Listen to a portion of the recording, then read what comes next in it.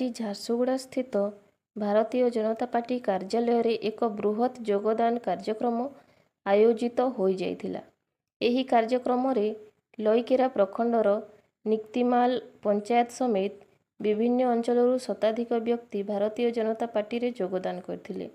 ଏହି ଅବସରରେ ଝାରସୁଗୁଡ଼ା ବିଧାୟକ କହିଥିଲେ ଯେ ପ୍ରଧାନମନ୍ତ୍ରୀ ନରେନ୍ଦ୍ର ମୋଦିଙ୍କ ନେତୃତ୍ୱ ଏବଂ ଓଡ଼ିଶାର ମୁଖ୍ୟମନ୍ତ୍ରୀ ମୋହନ ମାଝୀଙ୍କ ଜନକଲ୍ୟାଣମୂଳକ ଶାସନରେ ଅନୁପ୍ରାଣିତ ହୋଇ ବହୁ ସଂଖ୍ୟାରେ ଯୁବକ, ମହିଳା ଓ ଜନସାଧାରଣ ଭାରତୀୟ ଜନତା ପାର୍ଟିରେ ସାମିଲ ହେଉଛନ୍ତି।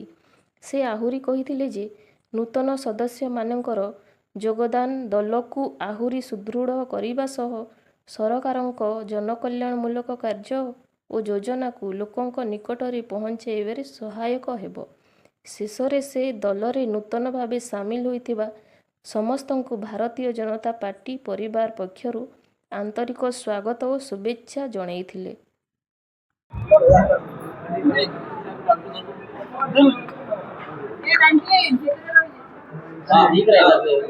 आज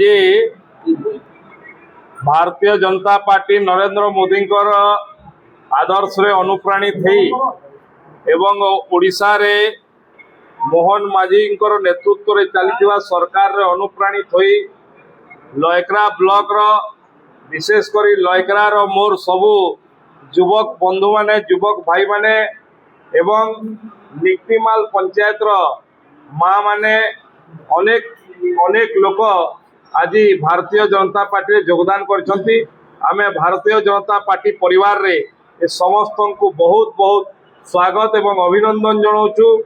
भारतीय जनता पार्टी परिवार ए समस्त परिवार एवं तांकर ए समस्त पार्टी रे योगदान पार्टी को मजबूत करने संगे संगे लोकाभिमुखी कार्य को लोकंक पाखरे पहुंचेबा पई आहुरी सहयोग हम।